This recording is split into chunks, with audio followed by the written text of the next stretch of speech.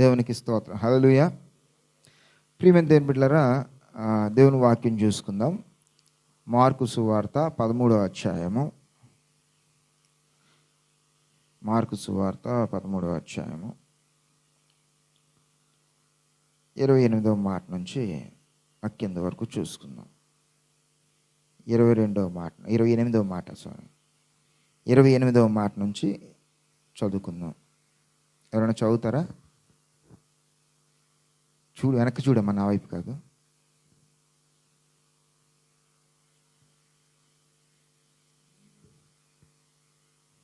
నీవు ఏ అధికారం వలన ఈ కార్యములు 13వ అధ్యాయము మార్కు సువార్త 13వ అధ్యాయం 28వ మాట, 28 నుంచి. అంజూరపు చెట్టును చూచి ఒక ఉపమానము నేర్చుకొనుడి. దాని కొమ్మ ఇంకా లేతదై చిగురించినప్పుడు వసంతకాలము సమీపముగా ఉన్నదని మీకు తెలియను. ఆ ప్రకారమే మీరు ఈ సంగతులు జరుగుట చూచినప్పుడు ఆయన సమీపముననే ద్వారము దగ్గరననే ఉన్నాడని తెలుసుకొనుడి. ఇవన్నీ జరుగు వరకు ఈ తరము గతింపదని నిశ్చయముగా మీతో చెప్పుచున్నాను. ఆకాశమును భూమియును గతించును గాని నా మాటలు గతింపవు. చాలు, చిన్న ప్రార్థన చేసుకుందాం. సకల ఆశీర్వాదాలకు కానుభూతులైన మా ప్రియ పరలోకపు తండ్రి, నీ నామం పరిశుద్ధపరచబడును గాక, మీ రాజ్యము వచ్చుగాక, మీ చిత్తం పరలోకమందు నెరవేరినట్టు భూమి అందు నెరవేరును గాక. ఇదిగో ప్రభా, నేడు ప్రభా తండ్రి, మేము బ్రతుకుటకు మాకు కావాల్సిన నాయన ప్రభా ఆహారము, ప్రభా మా ఆత్మీయ జీవితానికి అవసరమైన ఈ వాక్యమును ఆహారం నేడు మాకు దయచేయండి. మాతో మీరు మాట్లాడండి, మమ్మల్ని బలపరచండి, పరిశుద్ధపరచండి నాయన, మమ్మల్ని సరిచేయండి, క్రమపరచండి. మీకు మహిమకరంగా ప్రభా తండ్రి మేము జీవించలాగున అయ్యా తండ్రి, మీ మాటతో ప్రభా మీరు నేను మీ స్వచ్ఛమైన ప్రభా తండ్రి, నేను మేలుకరమైన పరిశుద్ధమైన మాటతో ప్రభా తండ్రి నాయన మా హృదయాలని ప్రభా మీరు దర్శించి అయ్యా తండ్రి మమ్మల్ని సరిచేసి మీరు మహిమ పొందండి నాయన. మమ్మల్ని జీవింపు చేయండి, మమ్మల్ని ఉద్యోగపరచండి, మమ్మల్ని బలపరచండి. యేసు నామములో ప్రార్థిస్తున్నాం తండ్రి, ఆమేన్. దేవునికి స్తోత్రం. హల్లెలూయా. ప్రియమైన దేవుని బిడ్డలారా, యేసు ప్రభు వారు ఇక్కడ మాట్లాడుతున్న మాటలు ఆయన రాకడ కొరకు మాట్లాడుతూ ఉన్నారు. ఏమండి, యుగాంతం కొరకు మాట్లాడుతూ ఉన్నారు. అయితే ఆ ముందు నేను మీకు 28 నుంచి చదివించాను. ఆ ముందు అధ్యాయం అంతా చదువుకుంటూ వెళ్తే అక్కడ చక్కని మాటలు ఉంటాయి. ప్రియమైన దేవుని సమతీరిన తర్వాత చీకటి సూర్యుని కమ్మును, చంద్రుడు తన కాంతినీయుడు, ఆకాశం నుండి నక్షత్రాలు రాలను, ఆకాశమందలి శక్తులు కదిలింపబడును. అప్పుడు మనిషి కుమారుడు మహాప్రభావంతోనూ మహిమతోనూ మేఘారూఢై వచ్చుట చూచెదరు. అప్పుడు ఆయన తన దూతలను పంపి భూమి అంతం మొదలుకొని ఆకాశాంతం వరకు నలుదిక్కుల నుండి తాను ఏర్పరచుకున్న వారిని పోగు చేయను. దేవునికి స్తోత్రం కలుగును గాక. హల్లెలూయా, హల్లెలూయా. అయితే ప్రియమైన దేవుని బిడ్డలారా, ఆయన రాకడ కొరకు, రెండవ రాకడ కొరకు ఆయన మాట్లాడుతున్నారు. అయితే చాలామంది ఏమనుకుంటారంటే, అంటే ఆయన ఎందుకు ఆఖరిలో ఒక మాట వేశారు, ఏంటంటే ఆకాశం భూమి గతించిన కానీ నా మాటలు గతింపవు అన్నాడు. ఈ మాట ఎందుకు రాశాడు, ఎందుకు ఈ మాట మాట్లాడు యేసుప్రభు వారు అంటే దానికి ఒక కారణం ఉంది. జనులు ఏదో చెప్పాడులే, ఏమండి, ఏదో చెప్పాడులే, జరిగినప్పుడు చూద్దాంలే, ఇట్లాంటి ధోరణితో మనిషి ఎప్పుడు ఉంటాడు. ఇప్పుడు పాస్టర్ గారు ఇక్కడ నిలబడి ఏదైనా మాట చెప్తున్నారంటే అది ప్రవచనాత్మకంగా తీసుకునేవారు తక్కువ. ఇది ఎట్లా ఉంటుందంటే ప్రియమైన దేవుని సేవకుడు ఇక్కడ మాట్లాడి యేసునామములో నువ్వు స్వస్థత పొందుకో అంటే, lord I receive the healing, నేను అవును ఆ స్వస్థత నేను పొందుకున్నానని మనం తీసుకుంటే, ప్రవచనాత్మకంగా ఆ మాటను మనం తీసుకొని ఆ స్వస్థతని మనం తీసుకోగలిగితే అప్పుడు స్వస్థత మనకి లభిస్తుంది, అందులో అనుమానం లేదు. కానీ మన ధోరణి ఎలా ఉంటుంది అంటే, ఎలా ఉంటుందండి, పాస్టర్ గారు చెప్పాలి కదా, పాస్టర్ గారు ఆయన బాధ్యతగా దేవుడు స్వస్థపడుతుందని చెప్తాడు, అందరికీ స్వస్థత వచ్చేస్తుందా? అందరికీ స్వస్థత వస్తుంది. దేవునికి స్తోత్రం కలుగును గాక. హల్లెలూయా. ఎందుకు ఈ మాట చెప్తున్నానంటే, ఎందుకు ఈ మాట ప్రస్తావిస్తున్నానంటే, చాలా అంటే ఇక్కడ యేసుప్రభు వారు మళ్ళీ వెనకాతల ఎందుకు ఈ మాటను తగిలించారు, ఆకాశం భూమికి గతించిన కదా, ఖచ్చితంగా నేను చెప్పిన ఈ మాటలు నెరవేరి తీరతాయి. దేవునికి స్తోత్రం కలుగును గాక. హల్లెలూయా. అది యేసుప్రభు వారు దాన్ని చాలా క్లియర్గా. అయితే మనమేమనుకుంటామంటే, వాక్యం చదివినప్పుడు అబ్బా అవునా, ఇలా ఉందా, ఈ స్టోరీ ఇదా అనుకుంటాం.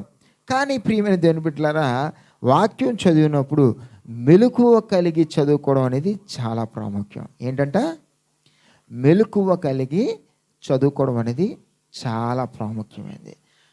ఆత్మీయ జీవితంలో మనం బైబిల్ చదివేటప్పుడు ఎలా చదువుతామంటే, ఆత్మీయ జీవితానికి మనం ఈరోజు చదవాలి కాబట్టి బైబిల్ చదివితేనే మంచిదని చెప్పారు కాబట్టి మనం ఏం చేస్తామండి, చదివితే మంచిదట అని మనం చదువుతూ ఉంటాం.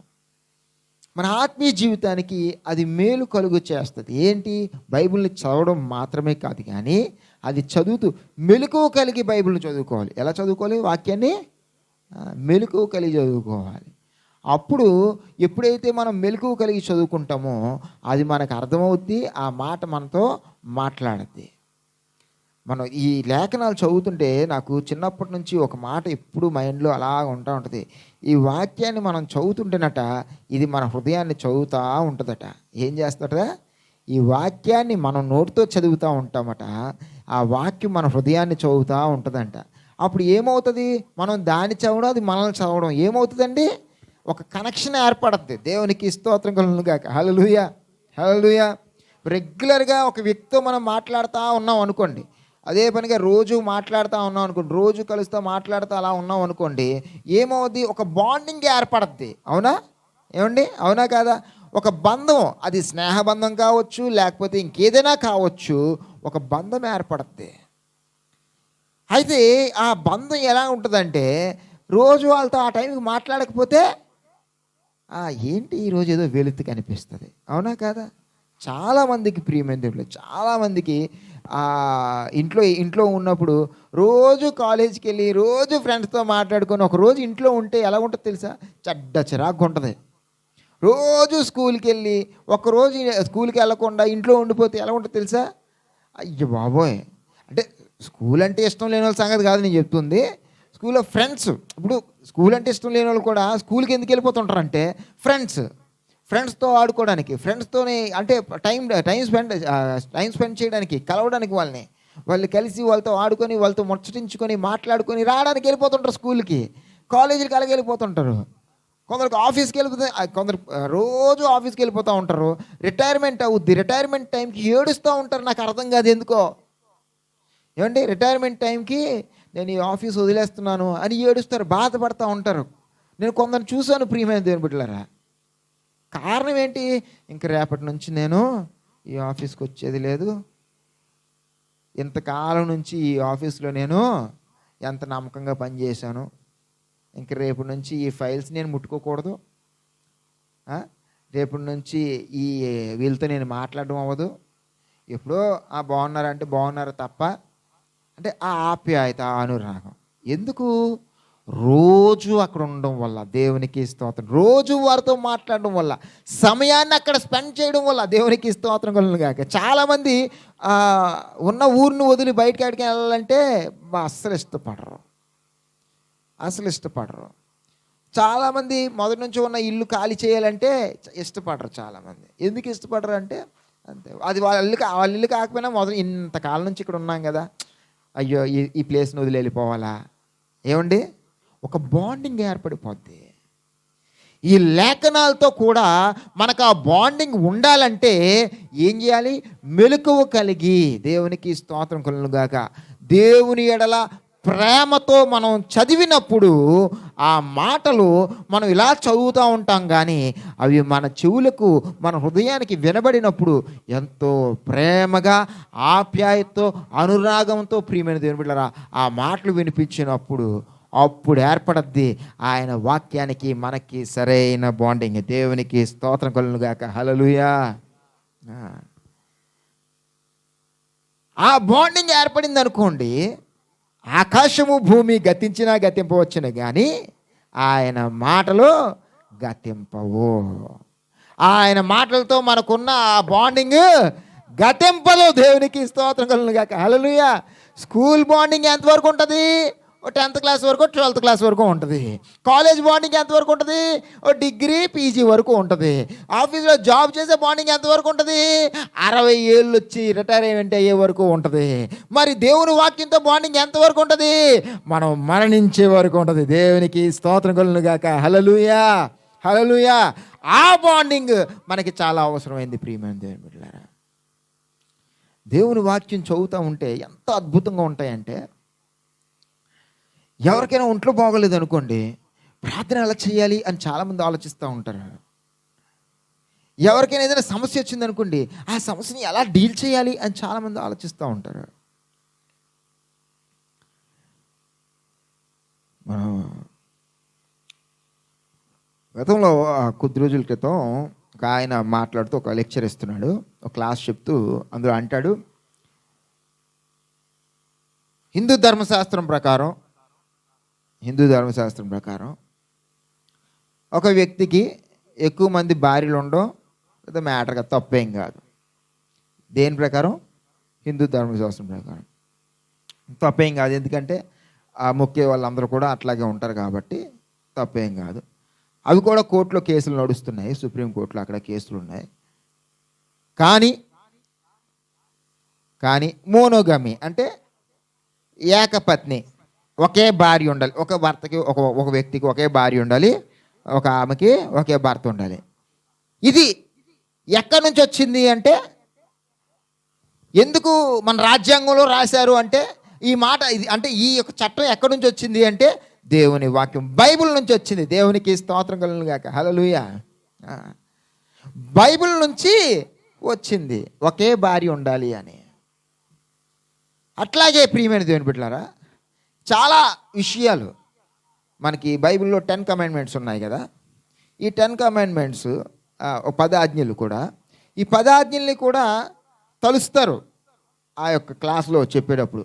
ఆ యొక్క రాజ్యాంగం గురించి బోధించే క్లాసులు ఏవైతే ఉంటాయో వాటిలో చెప్పేటప్పుడు ఈ 10 ఆజ్ఞల గురించి తలుస్తారు. అయితే ఎందుకట మనం పాటించి మన దేశ చట్టం దేని నుంచి వచ్చింది? ఈ బైబిల్ నుంచే వచ్చింది. ఆకాశము భూమి గతించినా గతింపవచ్చును కానీ ఆయన మాటల్లో పొల్లైన సున్నాయను తప్పిపోదు. ఆయన మాటలు ఎన్నటికీ గతింపవు. ఎక్కడ చూసినా ఆయన మాటే ఉంటుంది.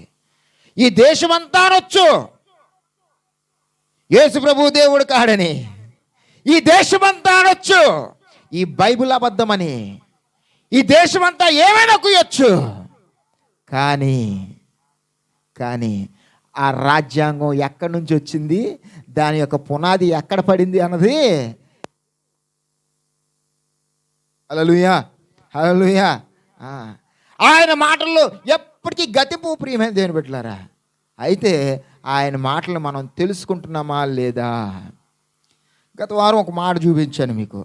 యోహాను సువార్తలో 14వ అధ్యాయంలో అక్కడ 15, 25 అక్కడ మాటలు చూస్తే అక్కడ ఏముంటుందంటే, ఎవడైనా అంటే ఎవరైతే ఆయన్ని ప్రేమిస్తారో నా ఆజ్ఞను నన్ను ప్రేమించేవాడు నా ఆజ్ఞను గైకొనును, నన్ను ప్రేమింపనివాడు నా ఆజ్ఞను గైకొనడు. ఆయన మాటని ఎవరు లక్ష్య పెడతారు? ఆయన్ని ప్రేమించేవారు లక్ష్య పెడతారు. ఆయన మాటలు లక్ష్య పెట్టిన వాళ్ళు ఏంటండి? లక్ష్య కాదండి, లక్ష్య. ఆయన మాటని లక్ష్య పెట్టని వారు ఎవరండి? ఆయన్ని ప్రేమింపనివారు. కానీ మనం చర్చిలకు వెళ్తాము, ప్రార్థనలకు వెళ్తాము, ఎక్కడంటే అక్కడికి, ఏదంటే దేవుని పని అంటే అదంటే ఇదంటే వెళ్ళిపోతాము. కానీ అన్నీ దేవుని మీద ప్రేమ లేక కాదు, అవన్నీ కూడా ప్రేమించే చేస్తాము. అయితే మనం బైబిల్లో 2 వ్యక్తులను చూడొచ్చు, మార్తా మరియా అని 2 చూస్తే ప్రియమైన దేవుని పిల్లరా, యేసు ప్రభు వారు ఒకరోజు అక్కడ ఇంటికి వెళ్ళినప్పుడు ఒక ఆవిడ, యేసు ప్రభు వచ్చాడు కదా, అన్ని పనులన్నీ చేస్తుంటుంది, అన్ని వంటలు అవి చేస్తూ ఉంటుంది, బాగానే ఉంటుంది, మంచిది. అయితే మరియ మాత్రం ఆయన పాదాల దగ్గర కూర్చొని యేసు ప్రభు వారు చెప్తున్న మాటలు నిదానంగా చక్కగా వింటూ ఉంటుంది. ఏమండి? వింటూ ఉంటుంది. అప్పుడు ఆ మార్త చూసి అంటది, ప్రభువా, నేను ఇన్ని తంటాలు పడి ఇంత కష్టపడి వంటలు చేసి పనులన్నీ చేస్తూ ఉంటే అది అలా నీ దగ్గర కూర్చొని నీ మాట నువ్వు చెప్తుంటే అలా వింటూ ఉంటుంది ఏంటి? వచ్చి నాకు కొంచెం సాయం చేయమను అంటది. ప్రభువారు ఏమంటారు? మరియా ఉత్తమమైన దాన్ని ఎంచుకుంది. దేవునికి స్తోత్రం కలుగును గాక, హల్లెలూయా.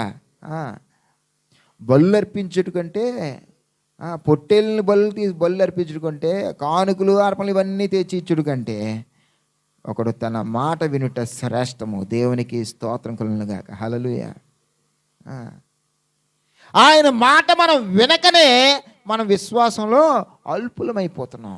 ఆయన మాట మనం వినకనే ఏమవుతున్నామండి, అస్తవ్యస్తంగా మన ఆలోచనలు మారిపోతున్నాయి.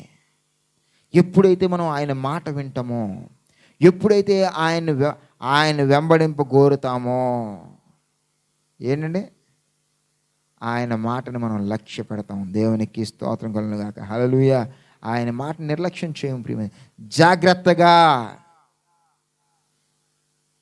కొందరు అంటారు, ఏముందండి మనం బైబిల్ చదవకపోతే మాత్రం చచ్చిపోతామా,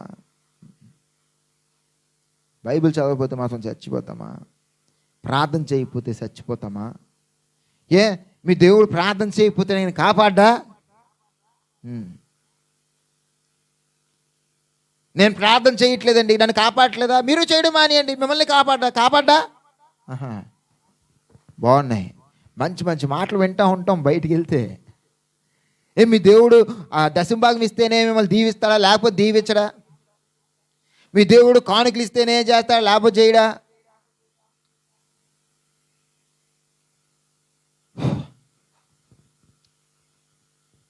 దేవుడు ఎప్పుడు కాపాడతాడండి. ఏమండి, వర్షం ప్రార్థన చేస్తున్న క్రైస్తవుల మీద మాత్రమే పడుతుందా? అన్యులకు కొరట్లే? ఓన్లీ క్రైస్తవుల పంటలు మాత్రమే పండుతున్నాయా? అన్యుల పంటలు పండట్లే? అందరి పంటలు పండుతాయి. కానీ ఆ సమయం వచ్చినప్పుడు, ఏ సమయం? ఉదాహరణకి మన పిల్లలు ఉన్నారు కదా, మన పిల్లలకి, అరే నాన్న లేకపోతే మా పాప నువ్వుగో ఇలా చెయ్యు, ఇలాగుండు, ఇలాగుంటే ఇలాగుంటావు, నువ్వు అలా లేవు అనుకో, నువ్వు ఇరకాటంలో పడతావు, నీ కాలు అక్కడ ఇరిగిపోద్ది, లేకపోతే ఇంకేదో అవుతుంది,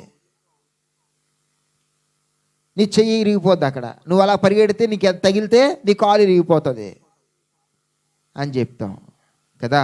చెప్పమండి, జాగ్రత్తలు చెప్తాం కదా. పిల్లలు బయటికి వెళ్తారు, బస్సులో తిరుగుతూ ఉంటారు, వాళ్ళకి పెద్దలు చెప్పరా, రేపు జాగ్రత్త రన్నింగ్లో బస్సు ఎక్కకు అంటారా, అనరా? బండి మీద స్పీడ్కి వెళ్ళకు చెప్తారా, చెప్పరా? ఒకసారి బస్సు ఎక్కుతున్నప్పుడు, రన్నింగ్లో బస్సు ఎక్కినప్పుడు ఏదో కారణం చేత, అంటే తల్లిదండ్రుల మాట వినకపోవడం, ఇంకెవరు చెప్పిన పెద్దల మాట వినకపోవడం వల్ల ఒక కుర్రోడికి ఏమైందంటే విరిగిపోయింది వేలు. ఏమంటే కాలు వేలో లేకపోతే కాలు ఏదో ఇరిగిపోయింది. ఇరిగిపోయిన తర్వాత అప్పుడు పేరెంట్స్ ఏమంటారు, నీకు ముందే చెప్పాం కదరా ఇలా చెయ్యొద్దని, ఇప్పుడు ఇరిగిపోయింది చూడు ఎంత బాధపడుతున్నావో అంటారు. వదిలేరు. ఏమండి, వదిలేస్తారండి? కాలు ఇరిగిపోయిందని, చెయ్యి ఇరిగిపోయిందని పిల్లల్ని వదిలేసుకుంటారా? వదులుకోరు కదా, వదిలేరు. కానీ అవిటివాడు అయ్యాడా? దానికి తల్లిదండ్రుల బాధ్యులు. ఎవరు బాధ్యులు? దానికి దేవుడా బాధ్యుడు. విషయం ఏంటంటే, దేవుడు ఒక క్రమం పెట్టాడు. ఏమీ జరగకపోతే దేవునికి స్తోత్రం, బాగానే ఉంటుంది. ఏమండి, రోజు బస్సు ఎక్కి హ్యాపీగా వెళ్ళి మళ్ళీ బస్సులో హ్యాపీగా వచ్చేస్తే బాగానే ఉంటుంది. ఎప్పుడైనా యాక్సిడెంట్ ఏదైనా అయితే, ఎప్పుడైనా దెబ్బ తగిలితే కదా బాధ. తగలినంత వరకు అంత బాగానే ఉంటుంది. తగిలినప్పుడు అది విషయం. కొంచెం జాగ్రత్తగా ఉంటే ఏమవుద్ది, జస్ట్ బెనకడమో ఏదో అవి ఉంటుంది. కానీ చెప్పిన మాట వినకపోవడం వల్ల మొత్తానికి లెగిసిపోయింది, కాలో చెయ్యో వేనో ఏదో మొత్తానికి. ఎందుకు చెప్తున్నానంటే విషయాలు, చెయ్యరా మీ దేవుడు ఇలా చేయడా అంటే, అన్నీ దేవుడు జాగ్రత్త కాపలా కాస్తాడు, అంతా బాగానే ఉంటుంది. మనం ఆయన రక్షణలోంచి తొలగిపోతే గనక మరి ఏం జరిగినా కానీ దాన్ని దేవుడిని నిందించలేం. దేవునికి స్తోత్రం కలుగుగాక. హల్లెలూయా. మీకు అర్థమవుతుందా?